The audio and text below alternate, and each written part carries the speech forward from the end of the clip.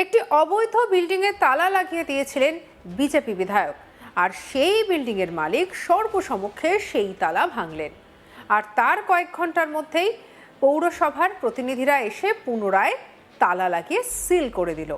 দিনভর চলল চাপা উত্তেজনা। পূর্ব বর্ধমানের কালনা পুরসভার ডাঙ্গাপাড়ায় একটি বহুতল বিল্ডিংকে অবৈধ নির্মাণের অভিযোগে কয়েকদিন আগেই তালা ঝুলিয়ে দিয়েছিল পুরসভা। সেই তালা লাগানোর ঘটনায় বিজেপি বিধায়ক সিদ্ধার্থ মজুমদারের ভূমিকা ছিল বলে অভিযোগ বিল্ডিং মালিক নন্দিনী তিওয়ারির।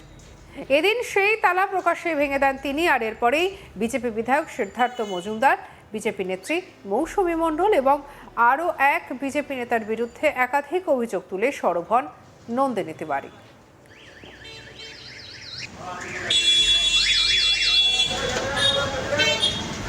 নন্দিনী তিওয়ারির দাবি, কখনো 50 লক্ষ টাকা, আবার কখনো 25 লক্ষ টাকা চাওয়া হয়েছে তাদের কাছে। টাকা দিতে অস্বীকার করায় তাদের বিল্ডিংয়ে তালা লাগিয়ে দেওয়া হয়েছে বলেও অভিযোগ।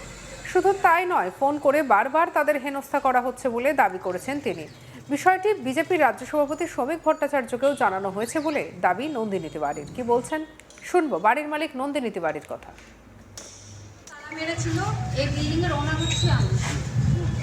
উনি আমার কাছে 50 লাখ টাকা চেয়েছেন, আমি এটা দিতে নারাজ।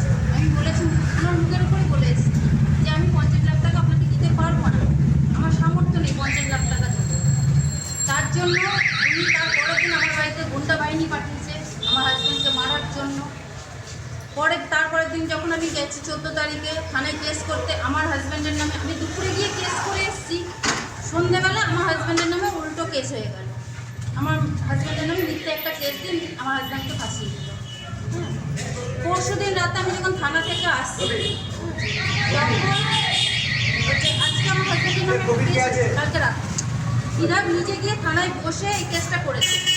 নিচে থানায় পুলিশকে প্রেসার দিয়ে কেসটা করিয়েছে। বিধায়ক বলে দিয়েছে সেই হিসাবে কেসটা হয়েছে আমার হাজব্যান্ডের নামে। বিধায়কের নাম সিদ্ধার্থ মজুমদার। আজকে আপনি কি করলেন? কি করলেন আজকে আপনি? আজকে আমি আমার যেহেতু এই বিল্ডিং, ওনার কোনো রাইট নেই আমার বিল্ডিংয়ে হচ্ছে তালা মারা, তার জন্য আমি আমার বিল্ডিংয়ের দরজা খুলে আমি নিজে প্রবেশ করলাম। এবার যদি উনি আসে, উনি আমাকে মারবে, কাটবে, যা খুশি করবে, আমি তো ওনাকে 1 পয়সাও দেবো না। তারপরে দেখি উনি এবার কী করবে।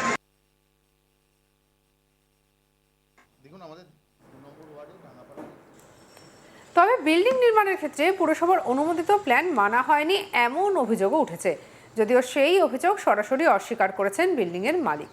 তার দাবি, সমস্ত নিয়ম মেনেই নির্মাণের কাজ করা হয়েছে। যে সমস্যা নিয়ে আপত্তি উঠেছে সেটি আদালতে বিচারাধীন বলেও দাবি করেছেন তিনি। একই সঙ্গে পৌরসভার নোটিশ এবং আইনি চিঠির বিষয়টি নিয়েও উল্লেখ করেন নন্দিনী তিওয়ারি। অন্যদিকে কালনা পুরসভার উপপুরপ্রধান তপন পোড়েলের বক্তব্য, বেআইনি নির্মাণের অভিযোগে নোটিশ দেওয়ার পরেও বিল্ডিংয়ে কাজ চলছিল, সেই কারণেই পুরসভার তরফে বিল্ডিংটি তালা ঝোলানো হয়েছে বলে দাবি তার। কি বলছেন তপন পোড়েল শুনবো। দেখুন, আমাদের 2 নম্বর ওয়ার্ডে ডাঙ্গাপাড়ায় একটি বিল্ডিং মহামান্য উচ্চ আদালতের নির্দেশ লঙ্ঘন করে আপনার হচ্ছে কি কনস্ট্রাকশন হচ্ছে, সেটা আমাদের কাছে খবর এসছে।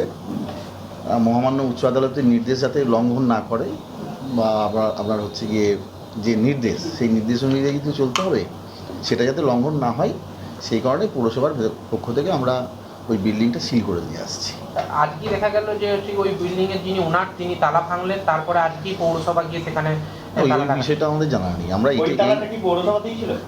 না, ওই বিষয়ে আমাদের কোনো খবর জানা নেই। মানে আপনাদের নামে কোনো তালা পড়েনি তো? না, ওই বিষয়গুলো আমরা জানি না। আমরা পৌরসভার পক্ষ থেকে আজকে যেটা পদক্ষেপ নিচ্ছি, যে ওখানে আদালতের নির্দেশ লঙ্ঘন করে কাজকর্ম হচ্ছে, সেইটা যাতে না হয়, অর্থাৎ আদালতের নির্দেশ যাতে একদম অক্ষুণ্ণ থাকে, সেই কারণে আমরা পৌরসভার পক্ষ থেকে ওই বিল্ডিংটা যে সিল করে দিয়ে আসছি। ওটা বেআইনিভাবেই তৈরি হয়েছিল। হ্যাঁ, সে তো বটে। উচ্চ আদালত যেহেতু নির্দেশ দিয়েছে, কাছাকাছি আদালতের নির্দেশ তো আমরা মানতে বাধ্য।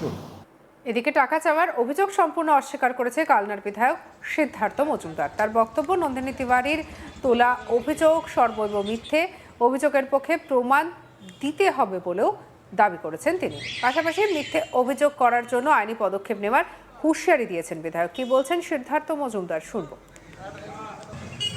12 জুলাই অনেকগুলো মাস পিটিশন জমা পড়ে কালনা মিউনিসিপ্যালিটিতে, সেটা ফরওয়ার্ড করা হয় আমাকে, মানে কপি করা হয়, নিচে লেখা থাকে না কপি টু, সেইভাবে কপি টু এমএলএ বলে মাস পিটিশনটা জমা পড়ে। সেই মাস পিটিশনে কি লেখা? Alleging ongoing construction at the disputed building, মানে কোর্ট বলেছে জবাব দিতে, কোর্ট কিন্তু কনস্ট্রাকশন করতে বলেনি, মিউনিসিপ্যালিটি কিন্তু ডিমলিশ করতে বলেছে। সেই ডিমলিশন নোটিশ পাওয়ার পরে যখন কোর্ট বলেছে যে না, খালি রেসপন্স দেওয়ার সময়টা বাড়ানো হোক, সেটা তো ঠিক আছে, সে তো করবেই, কিন্তু সে কিন্তু অবৈধভাবে কনস্ট্রাকশন চালিয়েই চলেছে। তার মানে এটা কি কন্টেম্পট অফ কোর্ট নয়? কোর্ট কি বলেছে কোথাও যে আপনি কনস্ট্রাকশন করতে পারেন? আপনাকে তো মিউনিসিপ্যালিটি বলে দিয়েছে ডেমলিশ করতে, আপনাকে তো বলে দিয়েছে কাজ বন্ধ করতে। আপনি যে যেটা অর্ডারটা পেয়েছেন ওটা তো খালি এই অর্ডারটা পেয়েছেন যে আপনাকে রেসপন্স টাইমটা বেশি দেওয়া হলো, তাই বলে আপনি কনস্ট্রাকশন করবেন কেন? তাই জন্য আমি কোথায় এন্ট্রি, আমার এন্ট্রি কোথায় হয়? আমার এন্ট্রি এর মধ্যে তখন হয় যখন আমি দেখি যে 12/7 যখন মিউনিসিপ্যালিটি অ্যাকশন নিচ্ছে না কিন্তু অবৈধভাবে কনস্ট্রাকশন হয়ে যাচ্ছে আর লোকেরা কমপ্লেন করে চলেছে, তখন কোথাও তো একটা লাইন ড্র করতে হবে। তাই আমি যাই, গিয়ে ওটাকে তালা লাগাই। আইনত ব্যাপার দিক থেকে দেখতে গেলে লোকে বলতে পারে যে আমার সেটা উচিত হয়নি, হতে পারে, কিন্তু আমি যদি আইন ভেঙে থাকি তাহলে আপনি কি করছিলেন? কনস্ট্রাকশনটা করে চলেছিলেন। বিজেপি নেত্রী মৌসুমী মণ্ডলও অভিযোগের সত্যতা নিয়ে প্রশ্ন তুলেছেন। কি বলেছেন শুনব। যদি বিধায়ক সাহেব বা আমি কেউ যদি ওনার কাছ থেকে ইললিগালভাবে যদি আমার টাকা দাবি করতাম, তাহলে তার অ্যামাউন্ট একটাই তো থাকতো, তাহলে বারবার তার মুখ দিয়ে 3 রকমের কথা তো বেরোতো না। এই 3 ধরনের কথার পরিপ্রেক্ষিতেই বোঝা যাচ্ছে, মানে একটা লিখিত, দুটো ওনার মুখ দিয়ে বেরিয়েছে, তো এর পরিপ্রেক্ষিতে বোঝা যাচ্ছে যে ওনারা কি ধরনের মানুষ, ওনারা কি চাইছেন। ওনারা মানে কালনার অর্ধেক মানে বেশিরভাগ মানুষই জানেন যে ওনার স্বামী একটা দলের সাথে যুক্ত ছিল এবং সেই দলে থেকে এই কালনার বুকে দাদাগিরি চালিয়েছেন, বিভিন্ন ইললিগ্যাল জায়গা জমি সব রেকর্ড করে নিয়েছেন, সমস্ত প্রমাণ সহ আপনাদের কাছে দেয়া হবে। এবার ওনারা যেই দাবিটা করেছেন এই দাবিটা সম্পূর্ণ মিথ্যা।